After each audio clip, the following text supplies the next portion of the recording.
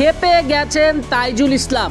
যারা এক ম্যাচ দেখে জিম্বাবুয়ের বিপক্ষে হারার পর সমালোচনা করে তারা খেলাই বোঝে না। সিলেটে প্রথম টেস্টে জিম্বাবুয়ের কাছে হতাশার হারের মাঝে তাইজুল ইসলামও ছিলেন বিবর্ণ। মেহেদী হাসান মিরাজ 10 উইকেট নিয়ে চেষ্টা চালালেও তাইজুলের কাছ থেকে সেরাটা পায়নি বাংলাদেশ। তাইজুল নিজেও মানছেন তিনি প্রত্যাশার ধারে কাছে ছিলেন না। সিলেটে বাজে খেলায় যারা সমালোচনা করেছেন চট্টগ্রামে 5 উইকেট নিয়ে তাদের আবার ধুয়ে দিয়েছেন তাইজুল। সিলেটে প্রথম ইনিংসে 10 ওভার বল করে 53 রান দিয়ে তাইজুল ছিলেন উইকেট শূন্য। দ্বিতীয় ইনিংসে 16 ওভার বল করে 70 রানে পান 2টা উইকেট মোটে।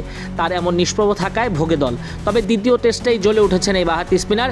দারুণ অবস্থানে থাকা জিম্বাবুয়ের ইনিংস একাই ধসিয়ে দিয়েছেন তাইজুল। চট্টগ্রামের বীরশ্রেষ্ঠ মতিউর রহমান স্টেডিয়ামে টেস্ট ক্যারিয়ারের 16তম বারের মতো 5 উইকেট নেন বাঁহাতি স্পিনার তাইজুল। এক পর্যায়ে টস জিতে ব্যাট করতে নামা জিম্বাবুয়ের সংগ্রহ ছিল 2 উইকেটে 177। সেখান থেকে দিন শেষে সফরকারীরা করেছে 9 উইকেটে 227। পুরো দিনে 27 ওভার বল করে 5 উইকেট নিতে তাইজুল দেন স্রেফ 60 রান। প্রথম দিনে খেলা শেষে সংখ্যা কাটিয়ে বাংলাদেশ ফিরেছে দাপুটে অবস্থানে তাইজুলের হাত ধরে। তাইজুল বলছেন, অবশ্যই সন্তুষ্টির এটা একটা বিষয়, কারণ একটা খেলোয়াড় যখন 50টা টেস্ট খেলে ফেলবে তখন সিলেটে যেমন বল করেছি সেটা ভালো জিনিস না, তারপরেও ফিরে এসেছি এটা ভালো লাগার বিষয়। সবচেয়ে বড় ব্যাপার দলকে সাহায্য করেছি। নিজের সেই বাজে পারফরমেন্সের জন্য সামাজিক যোগাযোগ মাধ্যমে সমালোচনাকে আবার এক হাত নিলেন তিনি।